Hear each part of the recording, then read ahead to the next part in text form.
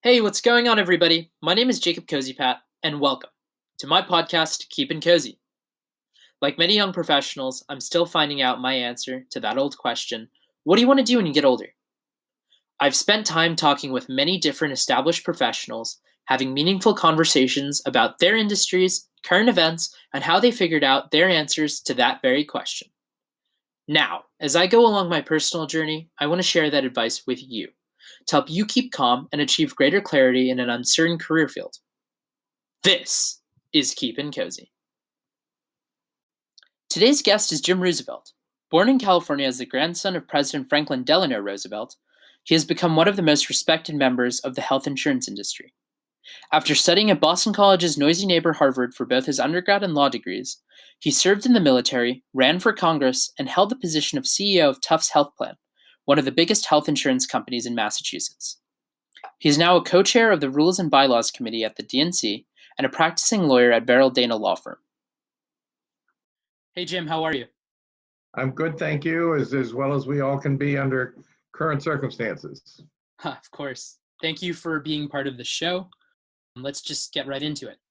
So the first question that we've come up with for today is, when a drug or vaccine is developed, what is the role of health insurance companies in getting that into the hands of everyday Americans? Right. So I think the model we can look at is regular flu vaccines. Health insurance companies, first of all, very strongly encourage their members to get flu shots. And those flu shots are provided in most cases without any copays. So they're covered by the health insurance company and there are no copays. I see. So do you think when a vaccine or therapeutic drug treating COVID-19 specifically comes into market, would everyone be able to afford it? I think it's going to be absolutely necessary that everyone be able to afford it. The ways in which they afford it, given our hybrid system, are probably going to vary. People with employer-based or individual insurance with private insurance companies will do it through that. As I say, probably without a copay. So therefore, it will be included in their regular premium. People who are on Medicaid, or as we call it in Massachusetts, Mass Health, would also receive it without any copays.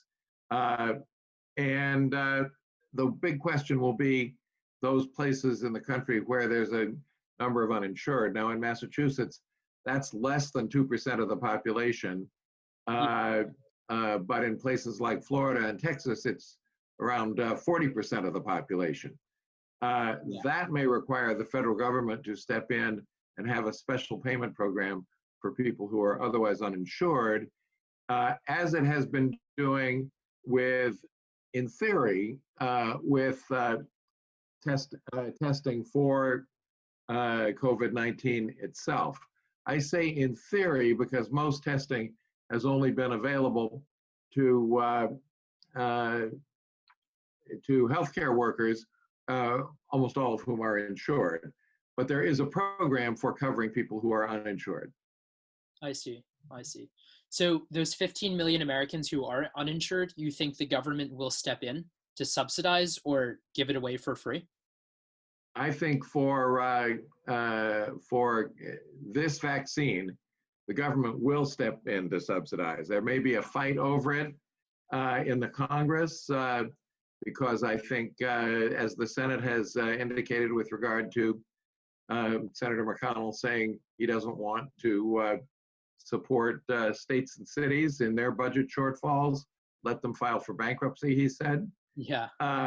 I could see him saying he doesn't want people to, as he would put it, become dependent on the government to get them medical care.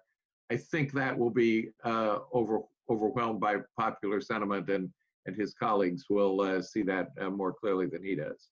Yeah. So kind of on that note, for the countries that can't afford to give this vaccine the way that the United States could care for the 15 million uninsured, what do you think is going to happen with these countries where they just can't afford to give it out to every single person? Well, that's of course, a very important question for two reasons. First of all, just for humanitarian reasons, with other people in other countries being in need, but also because, as we know, highly contagious infections in general, and this one in particular, end up getting spread from one country to another, whether it's on goods being shipped or people traveling or whatever. So it's important that this be worldwide. The two examples we have to look at there are, first of all, treatment for HIV/AIDS, where the United States, under the leadership of former President Bush, but together with Secretary Kerry and the Clinton Foundation, has stepped up to subsidize or fund treatment in many other countries. Now, one of the, and the other one where similar things have happened is with the eradication of polio. One barrier to that at the moment is that one of the vehicles for coordinating that has been the World Health Organization. Yeah. And President Trump has proposed to starve the World Health Organization for funding.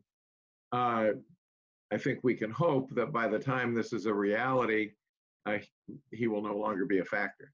Yeah, I guess kind of on that specific note, could you talk a little bit more about what defunding the World Health Organization will mean in practical terms for people around the world and this vaccine? Yes, so the World Health Organization, just like every other human organization, was not perfect in how it handled this. It probably didn't sound a full alarm early enough, but it was fulfilling its role of spreading information about this coming catastrophe and of gathering data from around the world very early on. President Trump now says, well, they didn't point the finger at China. Well, you know what? Neither did he. Our intelligence organizations did, but his politics and some world politics got in the way. Nonetheless, the World Health Organization is critical for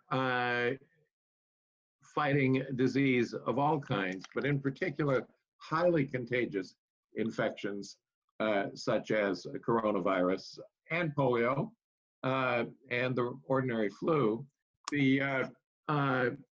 And without it, we would not be able, our CDC and our NIH would not be able to do their job for lack of information about what's going on elsewhere. So the idea that we will cut off our funding to the World Health Organization is it's preposterous. It's also vicious. Yeah. Kind of on the note of China, what would you say about rhetoric that, has been used by both sides of the political spectrum now to kind of demonize China and its role for the coronavirus? Well, demonization is always a bad idea unless you're an exorcist, okay? And if you're an exorcist, it's because you think you can get rid of the demon. So that's a bad idea, whichever end of the spectrum it's coming from. However, being straightforward about whether we're getting good data, about whether steps are being taken to eliminate future sources of infection, and so on, is real. So, people point out that people on, as you say, at ends of the spectrum, point out, for example, that the 1918 flu, not 1917, which President Trump keeps saying, but 1918, was referred to as the Spanish flu because there were Spanish sailors involved in the early, at least the early diagnosis of it, if not early transmission of it. The fact is that it has a different meaning today to assign a country name to a vaccine. It makes it sound like one country is trying to poison the world. So I think it's important to recognize in reasonable discussion that both data and attacking sources of future infection is important in every country, including China, and to speak up about that. I think that when it is used to say this is something that is uniquely harmful involving Asian people, Chinese people in particular, is racist. Yeah. To continue on this vein of political partisanship, the president has been using this phrase, We cannot let the cure be worse than the disease in regards to America shutting down. And many have complained about the economic stagnation that's going on because of the coronavirus. And we've even seen protests very funnily go along around the country because of it. I guess my question for you would be, one, what are your thoughts on everything that's going on with this? If it's being fostered, this anxiety and, anger at being forced to stay at home? And two, what do you think about the American economy having to brace months of uncertainty? Well, the economic crisis is real. The numbers of people who are out of work, the numbers of businesses that don't know whether they will be able to reopen after this crisis has passed is terribly concerning. However, that again, talk about being unhelpful. You can't let the cure be worse than the disease. This is a fatal illness. Even for those for whom it is not fatal, some people have very light cases. That happens. It depends on their immune systems and how attenuated the germs were by the time they encountered them and things like that. But even like the public health commissioner of Massachusetts today finally returned to a public role in fighting this disease after 3 weeks of being very ill and recovering her strength. So this is a very serious illness. The only cure that we have at this point is isolation and distancing. Hopefully before long we'll have testing, and maybe that will lead to recognizing antibodies that provide immunity. We don't even know yet if there are antibodies, how much immunity those will provide. So to talk about the cure being worse than the disease plants crazy ideas in people's minds that, well, I'll just take the risk. First of all, it's not just their risk, although their risk could be very serious. It's the risk of their families, the risk of neighbors, the risk of others in the community, and the risk of frontline health workers. The idea, this thing where some states never did a full shutdown or stay at home, and some states, particularly Georgia and Florida, are now prematurely reopening public gatherings and giving permission for socially distanced haircuts and massages, whatever that means, is just absolutely nuts, to the point, I think, of being criminal.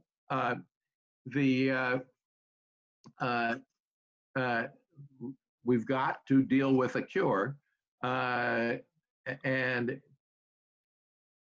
it's not worse than the disease, because we're facing an economic crisis unlike any since the Great Depression, which brought about the New Deal. But at least people will live to deal with it. Yeah. So kind of talking about, the programs to help people like that were created in the Great Depression. Do you think Social Security could be something that could intervene to help with people being, financially insecure? And what would you characterize the stimulus as being, or the running out of it? So let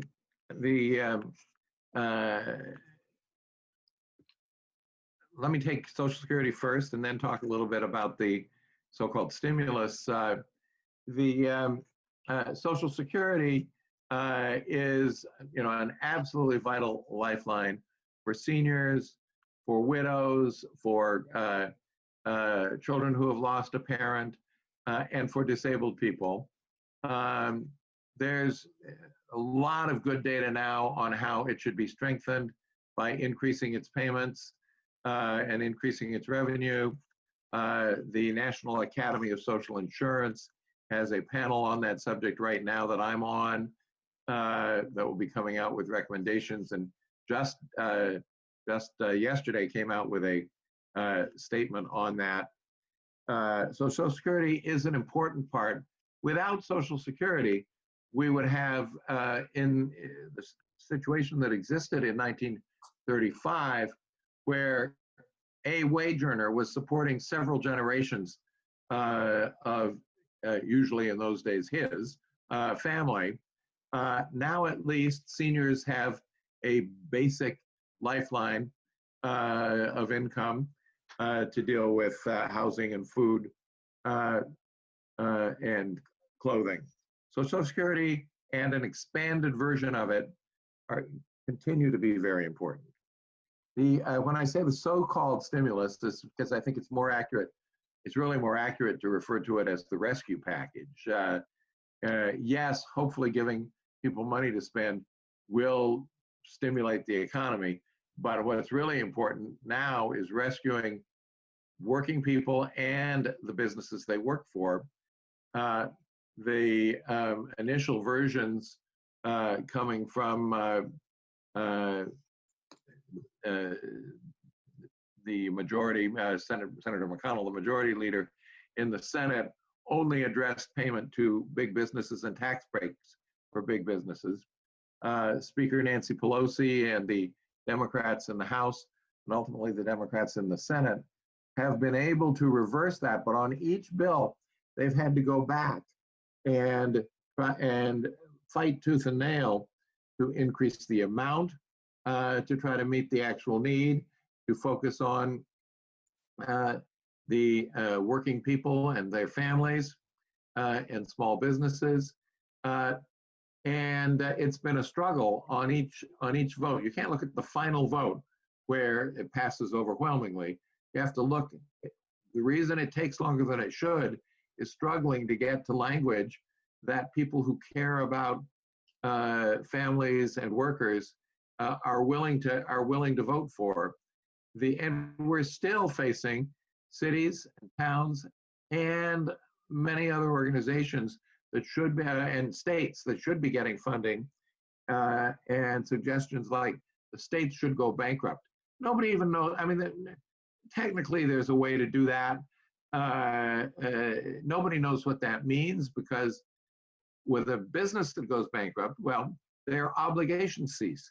That doesn't happen with a state government, particularly for any of its functions, but particularly in this crisis where the federal government has refused to take responsibility and has said it's up to states and their governors to find ways to deal with the widespread infection and testing and protective equipment and so on. As somebody else said, but I thought I'd hit it right on the nail. It's as if at the beginning of World War II, my grandfather, President Roosevelt, had said, we need thousands and thousands of new bombers. Would each governor figure out a way to provide them?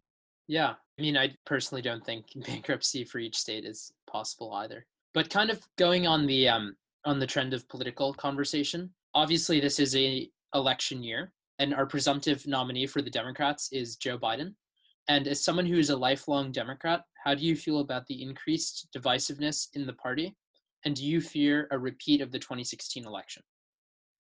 So I'll talk directly to that in a minute. I'd like to point out that some of the divisiveness that we see in the country, such as these protests demanding opening up and saying our constitutional rights are being violated by keeping us at home, or not letting us buy guns in the middle of this crisis.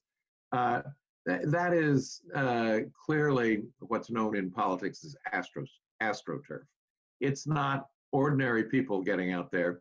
There's now a very clearly researched New York Times story within the last couple of days pointing out the 6 or 8 national right-wing organizations that are organizing and funding and supporting those protests. So that's the obvious divisiveness out there. Within the Democratic Party, we all know that there was clearly divisiveness in 2016 between what you might call liberal progressives and farther left progressives.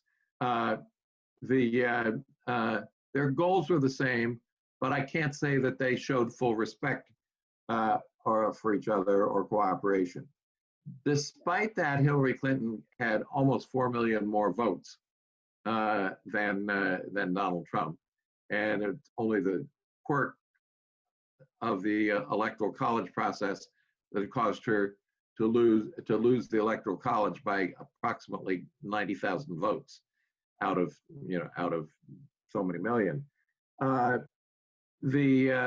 I think there has been, over the last few months, more and more of a move toward overcoming divisiveness and cooperating to win this election.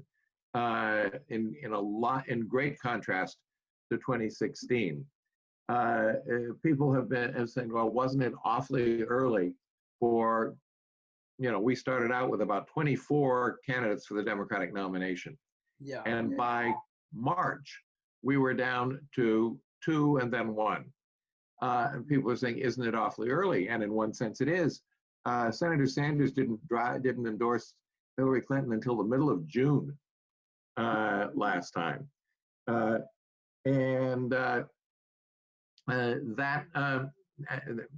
actually the reason that he had as many convention delegates and platform committee members as he did, because those were selected later on in the process. This time, the other Democratic candidates from across the spectrum, and it's all a spectrum that is to the left of center, it's just a question of how far left of center. This time, all across that spectrum, people have both the candidates and their supporters have begun largely to recognize that we must unite. And yes, it's perfectly legit to have our internal debate on how far will we go toward left progressiveness. An example of that is Senator Sanders has done a very strong endorsement of Vice President Biden. He has pushed him, and Senator Biden has already moved on Medicare eligibility age and on qualifications for student loan forgiveness. There's going to be more of that discussion and pushing and compromise coming up.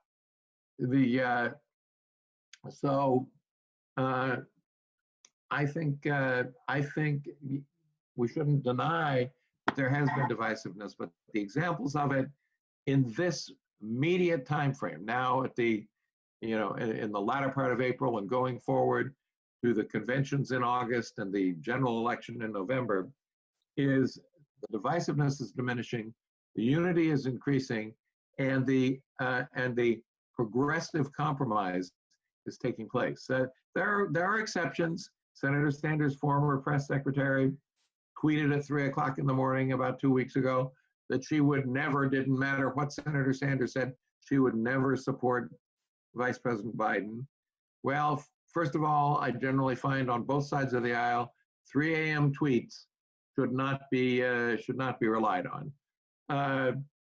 People say things at that time of the morning on Twitter that they regret later on. But secondly, it's a big exception. Yeah, so I guess in summary, just asking one more time, one sentence, do you think that health insurance companies will make it a priority to allow for people to pay for coronavirus vaccines? And, if I could just get, closing remarks on the 2016 election. So I believe that just as with coronavirus testing and treatment now, when we have a vaccine, it will be fully covered by health insurance companies and by other governmental mechanisms that make it accessible to everybody at no out-of-pocket cost. I think the 2016 election, it's kind of appropriate to lead into it with that answer, because the 2016 election, I think, is going to be run not on the overall economy as we thought 3 months ago, but on the question of who is best to rebuild this country and to, on a scientifically sound basis, fight the coronavirus. I think that that's, I never think it's going to be easy to beat an unscrupulous showman. But I think that it will be clear that Joe Biden is the person that the country absolutely needs to put it on the path to recovery. Thank you. The second half of this podcast is talking about personal advice that you would give to a college student or a young working professional. So let's just start out with an interesting question. What is it like speaking at the DNC convention in front of thousands of people at once? Do you still get nervous? And what are some techniques you have found to be useful in public speaking? Well, so speaking at a Democratic National Convention is really a unique experience because not only are there hundreds of thousands of people watching you on television, which at least you can ignore because you can't see them, there's somewhere between 30 and 40,000 people usually right there in front of you. And you might say, well, those halls only have a capacity of 17 or 18,000. Well, that's for a basketball game or a hockey game. For a convention, first of all, they use the whole, what would be the basketball court, the floor, which puts more people in there. And secondly, you generally put twice as many people in the hall as it was designed to hold. So it's there is an element of intimidation. They do rehearsals, actually. You do earlier in the day, do a run through, but that's before an empty hall. And I find you just have to focus. First of all, you have to know your message. Secondly, you have to focus on the message. And I tend to think of, who am I addressing this to? That person that I'm looking at right there. And if you can stick with that, it also helps if you can follow a teleprompter. You can be convincing and not too nervous. Yeah. Are there any specific public speaking techniques that you do or you'd suggest? Well, first of all, preparation always matters, knowing your subject matter. Secondly, going over, some people like to do it in the mirror, the way you want to deliver it. But thirdly, really, as I say, I think focusing on, right now, I'm not thinking about addressing hundreds of thousands of people. I'm thinking about addressing Joe or Jane right out there in the middle of the audience. I see. So transitioning to the second question, as someone who's been in positions of power, have you ever felt imposter syndrome in the past, especially when you get a title like CEO of, the Tufts Health Plan? Well, if what that means is, do you feel like, why am I qualified to do this? Certainly taking on a task that has not been done in that particular context before does make you say, why am I qualified for that? But if the emergency is enough and if the need is great enough, I find it's pretty easy to get that out of your head. So for example, when I took over as CEO of Tufts Health Plan, for which I couldn't talk with or meet with anybody in advance because I had to take over the minute it was announced. I was dealing with a company that had gone from 1.1 million members in its health plan to 587,000 members over a space of less than 2 years. So there was an immediate crisis, and there were particular causes that yes, I had been able to identify as I walked into the job. And I just had to throw myself 100% into dealing with those causes while focusing on not just how do I do the substance, but how do I build people's confidence that it can be accomplished. So if saying, I don't know if this will work, but it's the only path I've got and I'm going to do it. If that means imposter syndrome, well, yes. If that means paralysis because I said, why me? You don't have time for that. Well, I guess another question we kind of wanted to ask is, what is it like growing up as a Roosevelt? What are some of the pros and cons that came along, such, you know, a life? Well, of course, as a small kid, you don't realize your life is different from anybody else's. Uh, and I sometimes mention that my grandmother, Eleanor Roosevelt, wrote a 6-day a week newspaper column. I mean, even professional journalists don't do that anymore. That she wrote or actually dictated herself. Uh, and I think as a small kid, first of all, learned to read looking at those newspaper columns. And secondly, I think I kind of thought that's how everybody stayed in touch with their grandmother. Uh, uh, so uh, certainly that was different from average experience, but as a small kid, you don't realize that. And then you start to go through a phase where let's say you are buying something in a store and you give your name, or in those days used what was called a charge card, and people say, "Oh, are you related to?" And they might say FDR, or usually, actually, oddly enough, that even though this was when I was growing up in the 50s and 60s, they'd say Teddy Roosevelt. Uh, and as an adolescent, and I've noticed the same thing with my kids who are now in their mid to late 30s. As an adolescent, you tend to say, "Oh well, not really," or "distantly," or something like that. As you get a little older, you either just say yes or, "Oh yeah, Franklin and Eleanor were my grandparents."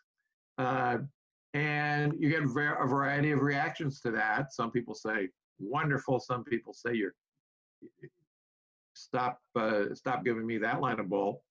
Uh, uh, and occasionally people will say my family always hated them. Uh, but uh, uh, the reality of it is that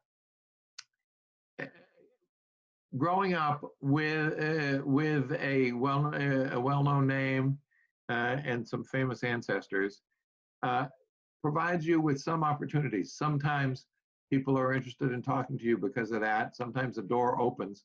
Other times people make assumptions about you. "Oh, you must be entitled. You must be trading on your name," and so on. So those things kind of balance out. And if you don't go and make your own accomplishments by preparation and hard work, it will work out badly for you. And if you do, you'll have some success. I see. So you once told me that you spent a year living in a silent retreat with monks. How did that impact your personal development and formation? Well, I've said to you previously that you have to choose what you want to work hard on and what kind of preparation you want to do in order to make out your own path and be successful. I had a period of in my life where I thought that the right thing for me to do might be to be a member of a Catholic religious order. And so I joined the training program for that order as actually a 17-year-old. And that training program, which is called novitiate in Catholic religious orders, involved study and prayer. And while you could talk in your class meetings and so on, only having 20 minutes a day when you could just chat with others and so on. So it was, for me, it was a very good opportunity to learn more about myself, to think about the paths I might take, and really come to a decision of whether this was the path that I was called to follow. It's not unique. Now, former Governor Jerry Brown did this in the Jesuits, and while I did it for just under 1 year, he did it for 3 years. He doesn't describe it as a totally positive experience for himself, and he ended up he's sometimes referred to as a liberal Democrat, Buddhist Jesuit Catholic. And he ended up spending a lot of time exploring Buddhism and so on. For me, it deepened my faith and my commitment to the Catholic Church, while, interestingly enough, enhancing my commitment to progressive forces in the Catholic Church as well as in society in general. Is there any specific way that you think that impacted your career life or the way you relate with the church? Well, yes, a couple of ways. One is that I grew up in Southern California, and as was the pattern then in Southern California, if I had gone straight from high school to college, I would have gone to college in California, as did all but 2 or 3 of my high school classmates. One went to West Point, one went to Princeton, and other than that, they all went to college in California.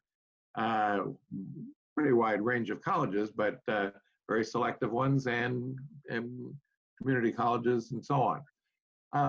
By the time I had finished this year of reflection and study, I decided I wanted to do something broader, and ended up applying and having the good fortune to be admitted to Harvard.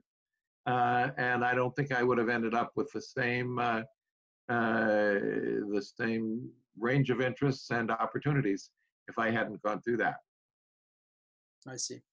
And as for my relationship with the Catholic Church, what a greater depth of study gave me was the interest in continuing to learn more about the teachings of the Catholic Church, and then the knowledge that there's room for debate, and as in every other human endeavor, being deferential to authority, it doesn't get you anywhere. So I guess, kind of to wrap it up, what are some common mistakes you see young people make when they first start out their career? Well, I think what people do when they're starting out their career, a lot depends on the environment they're stepping into, and it's a very different environment today than it was a year ago. And so I think the first mistake is to kind of give up. Apply for a few jobs and you don't hear back, or you get turned down, and say, well, there's just something wrong with me, I give up. I'm moving into the basement and listening to my music. The fact is, the only thing that really lets you accomplish what you want to accomplish in life is to persist. To use a well-known phrase, nonetheless, persist. Keep trying, keep exploring. If a particular field doesn't seem to be hiring, well, what's something else maybe related to it that interests you? If you can't get hired at the level you think you ought to be, go on in as an intern and get your foot in the door and work up from there. I just think don't lower your sights, but maybe change your path. I see. Yeah, are there any final remarks you'd want to make towards our audience of primarily college students? Yes, it's a privilege for me to have a chance to talk with college students at this challenging time. I hope that as when I came out of college during the Vietnam War, you will look for various ways you can have both a positive impact on society and a way that will put you on a path that lets you ultimately make use of your experiences to make a difference. So don't give up, no matter how hard it is right now. Accept something that you might not have thought was what you had in mind, and just keep going, and you're going to succeed. Thank you so much for being part of this program and for your time and opinions. Okay. Fun to talk with you and your audience. Well, guys, thank you so much for listening to the second podcast. I appreciate you guys joining me for the second of what's sure to be a series of good conversations. I want to thank Jim again for coming on the program and for the insight he provided. I'm really glad he was able to share some of this really cool information about how health insurance and the government will most likely be able to cover the payment of the vaccines as they get produced. I also found his insight into the 2020 election helped me better understand the current political landscape in our country. Most importantly, I think his final bit of career advice spoke to me the most. Take what you can, but do what you want. Till next time, this is Keepin' Cozy.